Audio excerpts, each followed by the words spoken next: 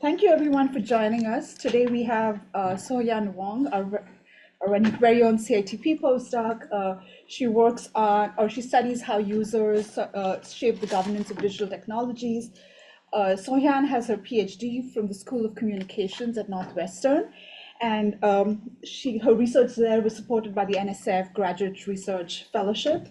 She also has a bachelor's degree majoring both in government and information science, both things we care about, from Cornell University. Can you hear us? Mako, can you hear us? Yeah. Oh, it's probably just yeah. All right. So yeah, with that, Sohyeon, go take it over. Yeah. Great. Thank you. Thank you. Today I'm going to be talking about some work that was the tail end of my dissertation, and also is what I'll be working on in the coming months here at CITP. And it circles around this phrase, governance frictions, that my collaborators and I have been starting to use to think about a particular problem in decentralized social media. And before I define what governance frictions are, I kind of want to take us on a journey to kind of build up an intuition of why governance frictions emerge and why they're interesting, compelling problems for us to address in future work. And so the first part of this journey, I'm going to first make a case for why we should care about communities as a core unit of organizing and governance work happening on social media. And as a kind of aside, I should probably mention that I use the phrase social media slightly loosely than some other people might. I think a lot of people talk about social media in the sense of like social networks like Facebook, but I really am thinking about social media in the sense of these broader digital social computing platforms that rely on user-generated content and rely on us to interact and use them actively in order for them to have societal, political, and economic value. Another definition, before I explain why communities are important in the context of social media, is I define community as an organizational unit of collective decision-making by users. So this definition is extended from a textbook chapter I wrote with Jeremy Foote, who's over at Purdue and one of my favorite collaborators. But basically, we think about communities as defined by four things that I list on the screen here. So the first is that communities are founded and sustained by users of a platform where there's clear membership status that people can voluntarily leave or join the community.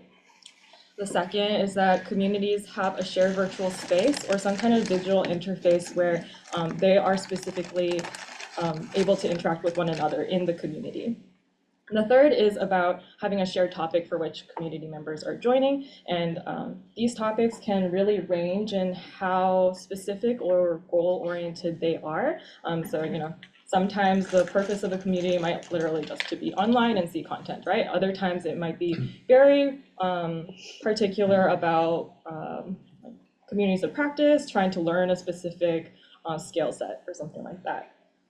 And then the fourth dimension, which is I think the extension from what Jeremy and I had kind of settled on, is that communities can have shared values that can be enforced within the community. And usually these are prescriptions that become embodied in norms or rules that regulate the community's other core characteristics. So that's points 1 through 3, membership, space, and topic. And I like to think of communities as a discrete organizational unit, which can self-govern and has some kind of like bounded domain that it has influence over, because I think it creates a much clearer idea of what a community is and what it can do. It's distinct in the sense of like, normally when we think about communities, we think about a sense of community, right? And this is like actually a really fuzzy concept where social computing scholars have argued for ages and sociologists have argued for ages what actually that means. So thinking about it in a more discrete sense is useful when we talk about governance. So why do communities that govern and self-govern matter? To kind of illustrate this, I want to turn our attention to a Supreme Court case from 2023, which is Gonzalez v. Google. Some people might be familiar with it, but the background context here is that in November 2015, there was a coordinated terrorist attack that was claimed by the Islamic State, and it was actually a really devastating attack. Like over 100 people died. I think it was something close to 130 people.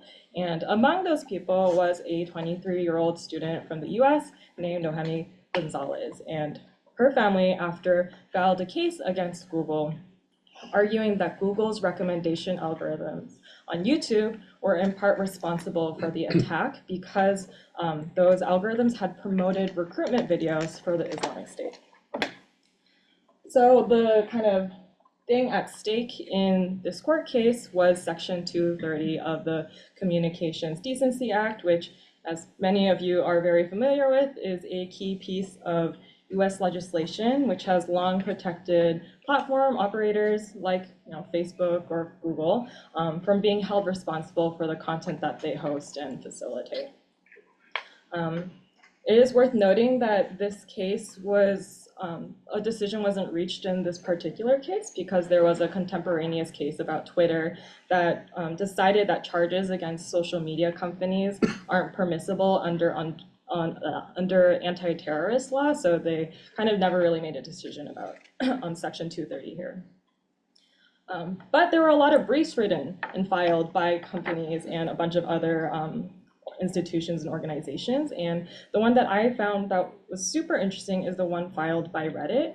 And part of the reasons why I think it's really interesting is, like, you can see here, it's the brief for Reddit, the company, but it's also filed with Reddit moderators. And so these are not people employed by Reddit, right? They're just like voluntary community moderators spending their time running subreddits that we hang out in and get our information from. But they filed this together. And there's a ton of quotes from Reddit moderators throughout this brief where they're making an argument that Section 230 also protects users. It doesn't just protect platform operators because users play a big role in how platform governance happens. So the summary of the argument basically articulates this very briefly, and I'll read it out loud. Section 230 protects Reddit's community-based approach to content moderation. The overwhelming majority of content rules on Reddit are made and enforced by users, not by Reddit itself. And it is users who decide the topic of any given community and what content the community will accept or reject. Those rules are enforced by volunteer user moderators. Basically just really hammering in how community governance is crucial to the project of platform governance. And I found this so fascinating that I even opened my dissertation with a quote from this brief. Not this particular one, but a different one that talked about like democracy and how our nation is designed and stuff like that. But it's a stark contrast to how we normally talk about platform governance. Like when people talk to me about platform governance, they're asking me questions about platform level regulation and platform level design, platform level policy. And all these things are totally understandable because platforms hold a lot of power, right? All the decisions that they make at the platform level has a huge influence on what kind of content we see and even what communities can do to self-govern, in fact. But I think what the brief indicates is that users also play an important role in platform governance. And it's not just platform operators who feel this way, it's users themselves who feel this way, right? And I want to argue that it's actually really crucial for both platforms and society that users are able to do this kind of community level organizing. Because platforms, most social media platforms operate at these really immense scales that just make it really difficult to make governance decisions with any kind of nuance, right? But users, when they're organized as communities, are specifically focused on nuance and context in how they're governing. And there's been a lot of really interesting work, specifically on Reddit, mapping out all these different norms that people have come to express through their moderation practice and stuff like that.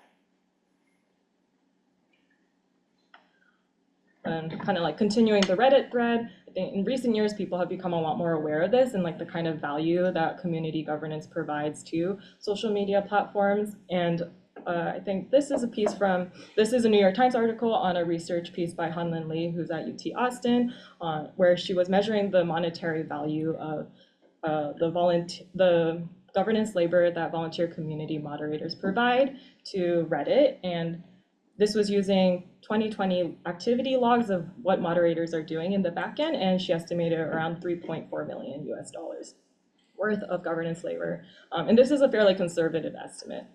It's conservative not just because they were being careful about the data, but also because the output of what we get from Reddit is not just monetary, right? It's also a lot of like social and cultural value that has downstream impacts and undergirds our contemporary information ecosystem. I think there's been a lot of discussion about what does this mean for the relationship between communities and platforms. I'm not really going to talk too much about that today, but there has been more conversation about the kind of like ethical questions that come around this. And in 2022, following up from this work, I helped Hanlin co-organize a workshop on this. So you can check that out if you're more interested in those kinds of questions. A lot of my prior work has focused on articulating the labor and work of community governance. In last fall, I think about this, or taking a step back, I think about this in terms of like norms, rules, and tools. So as an example of tools, bots are a really great example of how communities shape governance on platforms. So last fall, I presented a paper at CSCW on governance bots on Discord.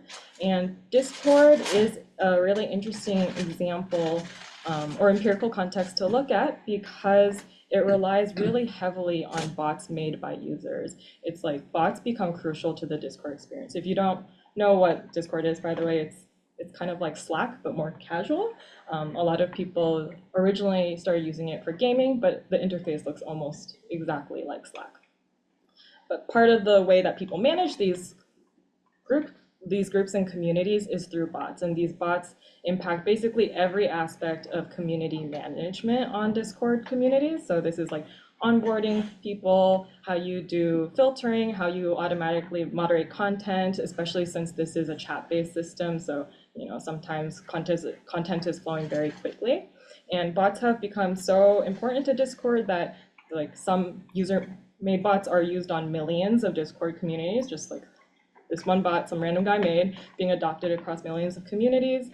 Some of them have transitioned to becoming commercialized products where people actually pay for it and also pay other people to set up and manage bots for their communities. The study focuses on the kind of ecosystem that emerges from all these user-made bots being shared across communities and the implications for the kind of governance paradigms that they come to rely on. Other than tools, the more classic example of how community governance matters is rules, and my favorite example of this is Wikipedia. I love Wikipedia because it's such a rich example of how people engage in rules and rulemaking online.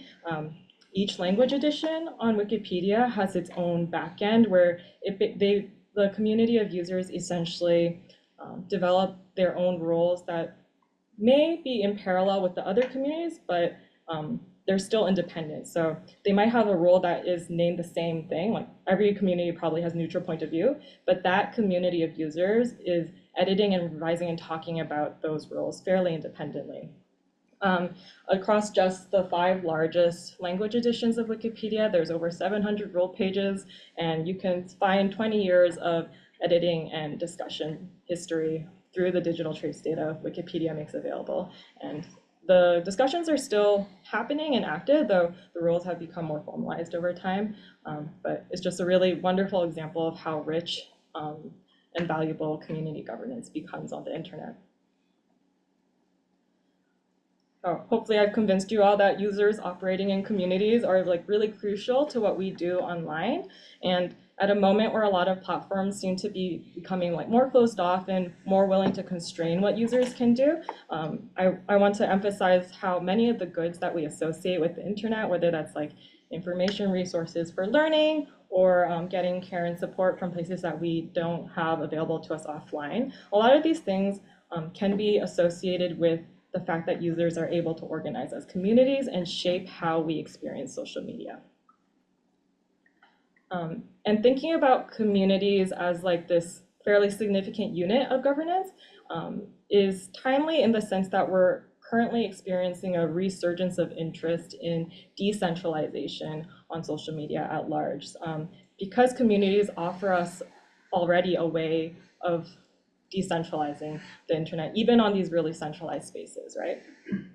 And here I say like the promise of decentralized, and again in parentheses, because the idea of the internet is fundamentally decentralized to begin with. many of us probably remember the pre-Facebook world where platforms didn't centralize everything.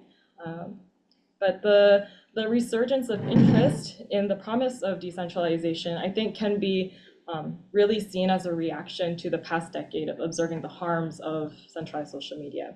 And I have seen about 3 key arguments in favor of decentralization.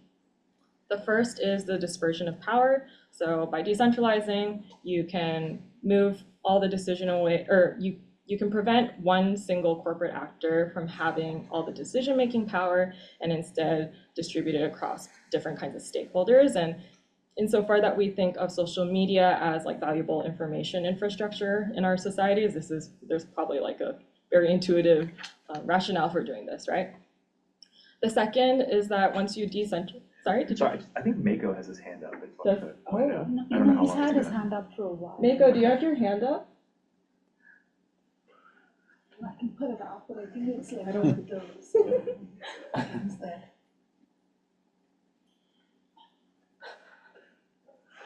Who's thinking? He's thinking. I think it's one of those reaction things that Zoom is okay, sorry, I didn't enabled, mean yeah. Alright. Like, I'm not I sure. couldn't tell, it was like how to waving. control it. Yeah. I have a wasn't feeling sure he's not either, but able he to wasn't control it, yeah. Okay, so first, dispersion of power. The second is that decentralization can enable the building of interoperable tools that are more tailored and custom to meet various needs. So this echoes like some of the reasons why communities are useful in social media, right?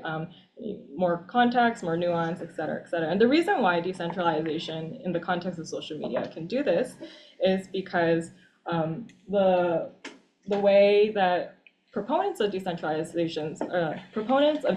social media have been talking about it is instead of focusing on building platform apps, we should focus on building protocols that would enable people to build services that leverage the protocol and let different kinds of apps and services talk to each other.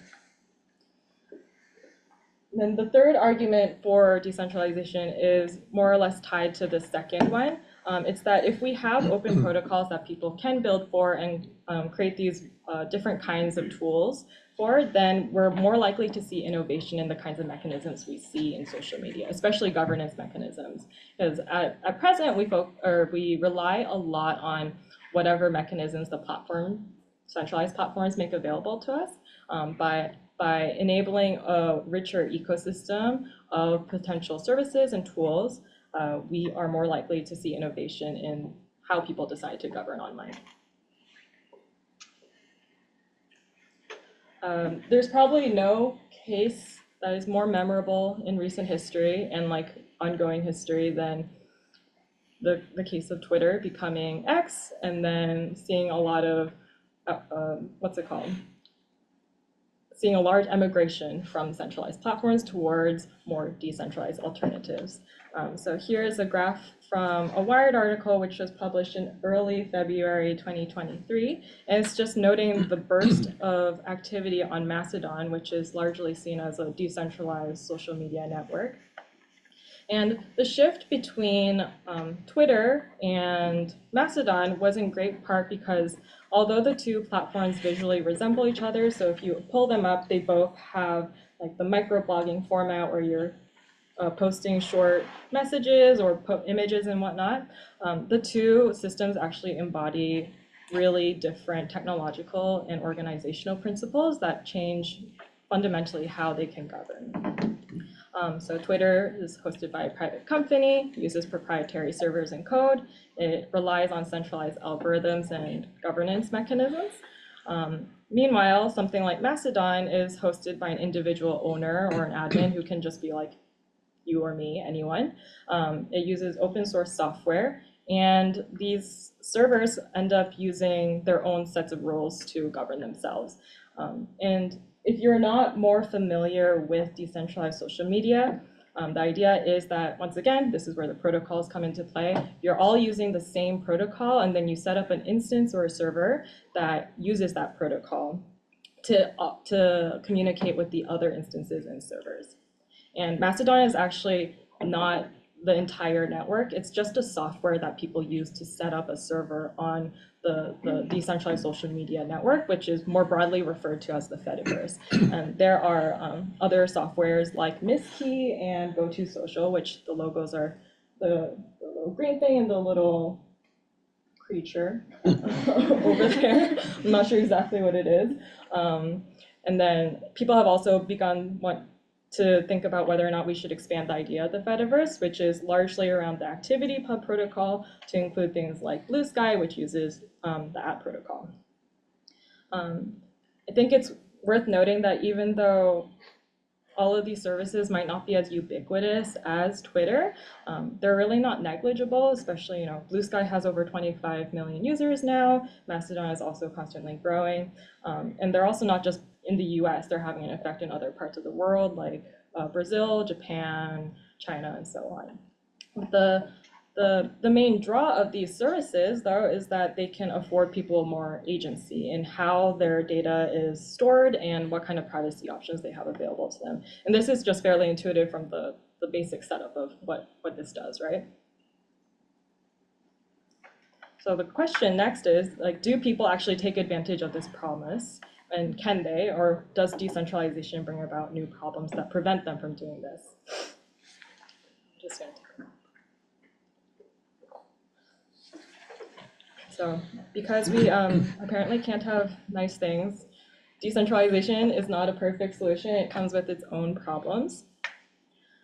So for example, this is a quote from the default privacy policy that gets set up on a server when you use the Mastodon software to set up an instance on the Fediverse. And here it says, in some cases, posts are delivered to different servers and copies are stored there. Seems reasonable. I might want to talk to someone who's using an instance owned by someone else, right?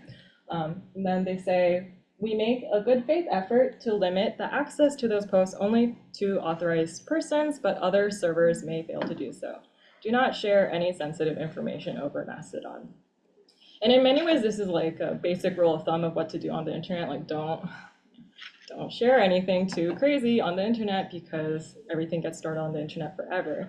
But I think what this bit really articulates here is that there are differences in governance decisions that communities make when they're able to self-govern like this. And before I was making the case that this is really valuable because then communities can add more nuance or context in the kinds of decisions that they're making. And of course, difference is not necessarily bad, but it can be consequential. And that's what brings us to the phrase governance frictions, which we're using to think about what are the consequences here. Governance frictions refers to incompatibilities in governance decisions of two communities that could enforce the goals of one community, but at the same time potentially undermine the goals of the other. And we use frictions here as like a metaphor to evoke how the decisions of another community that you're interacting with or connected to can actually make it harder for you to govern your own community in some way.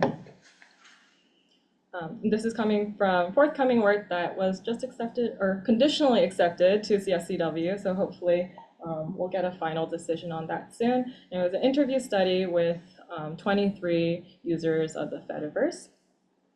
And those are my collaborators there, Priyanka and Jan. In the work, we focus on governance frictions relating to privacy in particular, partly because privacy has been such a big discussion or point of discussion when we talk about centralized social media and the move to decentralization, but also because there's some like really robust theoretical frameworks that we can use to think about privacy in a more measured way. So the definition of privacy that we ground ourselves in the work is the theory of contextual integrity, which conceives of privacy as the appropriate flows of information. So this is from Helen Nissenbaum's work. And an information flow is just exactly what it sounds like, but in the contextual integrity framework, it's defined by 5 parameters. So who's sending it, who's receiving it, what type of information you're sending, what that piece of information is about, the data subject, maybe a person, maybe a topic, etc. And then lastly, the transmission principle. So under what conditions is information being sent, right? And the earlier privacy policy quote here is an example, I think, of how the contextual integrity of information on decentralized social media can very easily become violated because content and interactions and reactions are moving across servers, which may have different kinds of like contextual expectations that would make like any one of these parameters inappropriate for what people think should be happening online instead.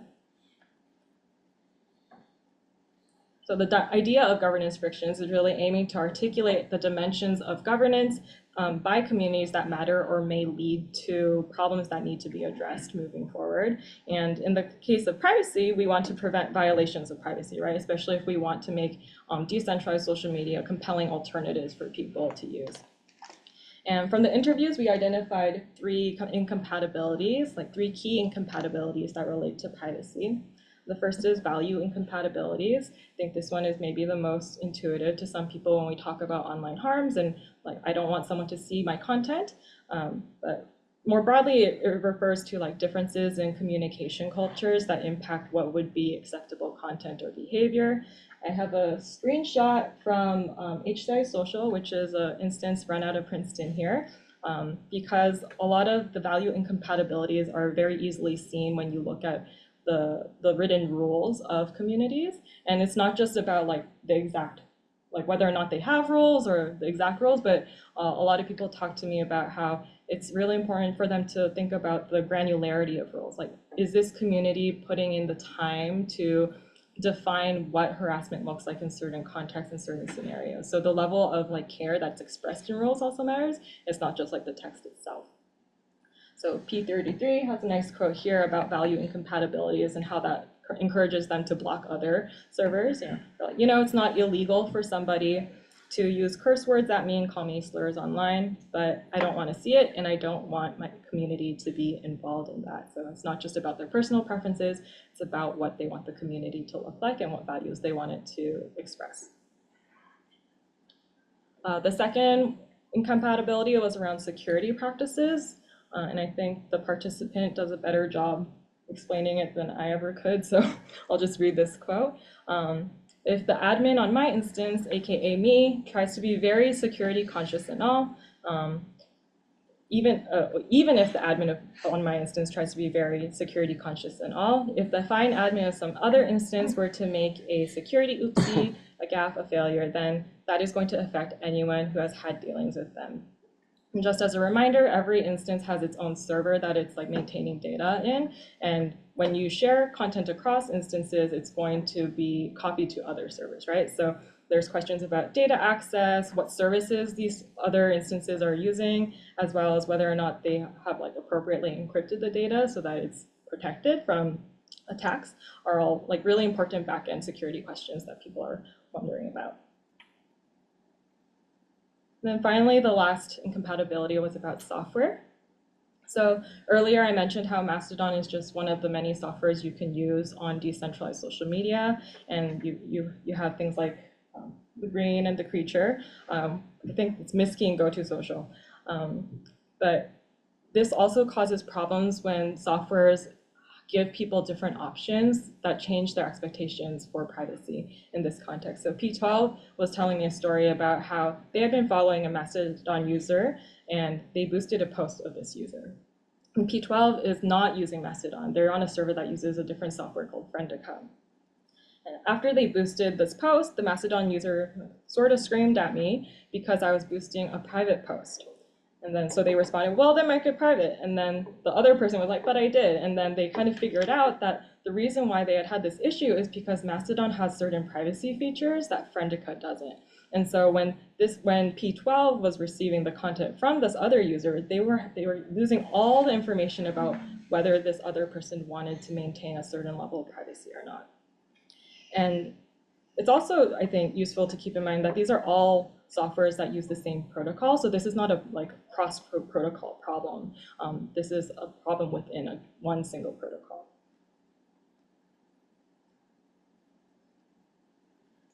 So we see governance frictions as especially salient in decentralized social networks as a genre of social media because communities interact with each other a lot. That's kind of the point of a social network when we think about it. And they're constantly faced with each other's differences, especially once we're trying to replicate the kind of reach and network and scale that we want to kind of keep from centralized platforms without the shortfalls of them.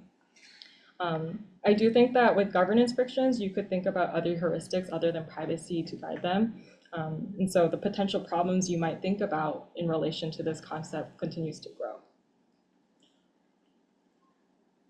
So the next question then is naturally like, okay, well, what should we do about these frictions, right? Like, what should we do in order to solve them? And for me, I think it helps to think of frictions as coordination problems. And here I'm going to be like a little more loosey-goosey because a lot of this stuff is still in progress here.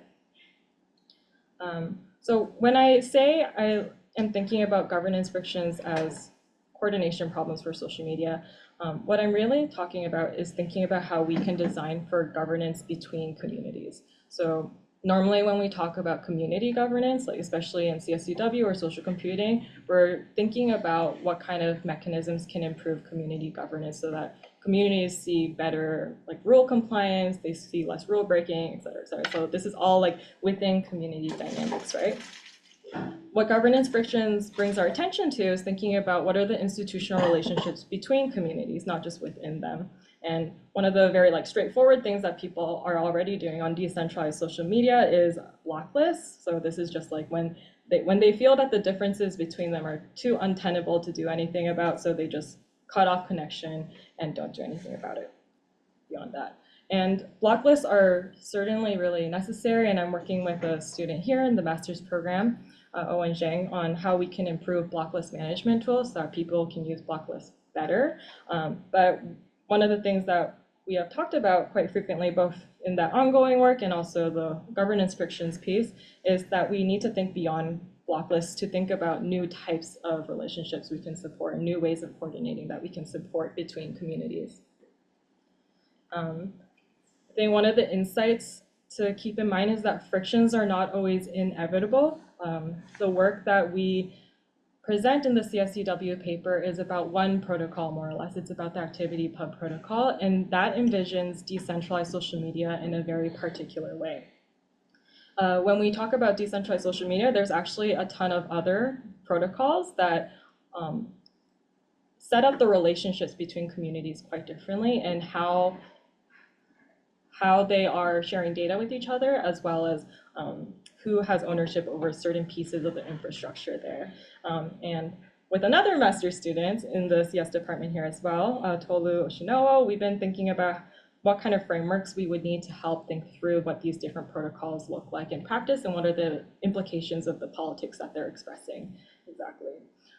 I think when we see that protocols are also artifacts that can be redesigned, we see that there are real opportunities to build new kinds of tools and mechanisms and policies to adjust protocols or even build new ones. I also want to point out, doing this work of addressing frictions doesn't mean that we have to bring communities into perfect alignment either, because that would kind of destroy or undermine the value of them having been different to begin with, right? But at minimum, what we want to do is try to make frictions a little more salient to people, make them a little more visible. So in the CSCW paper, the first half of the findings is actually not directly about governance frictions. It's about how people are cultivating trust and a sense of reliability in communities to deal with this kind of uncertainty that governance frictions present. And a lot of it is just about clear communication, having detailed rules and documentation about what's going on, having shared communication channels where they can get consistent updates, as well as recognizing the reputation costs that individual admins and their community moderators have that keep them like motivated to do all this extra work here. Finally, I also like to think about frictions as coordination problems because coordination problems are everywhere.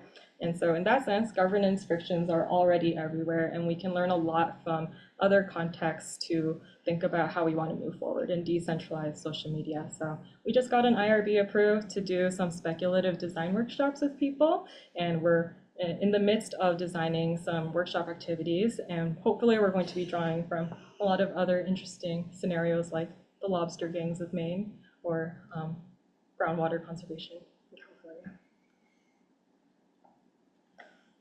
All right, so that brings me to the end, I think. I'll just close with some acknowledgements.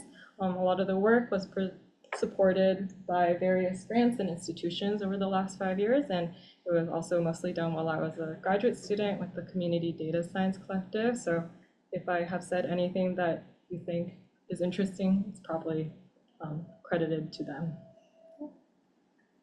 Thank you.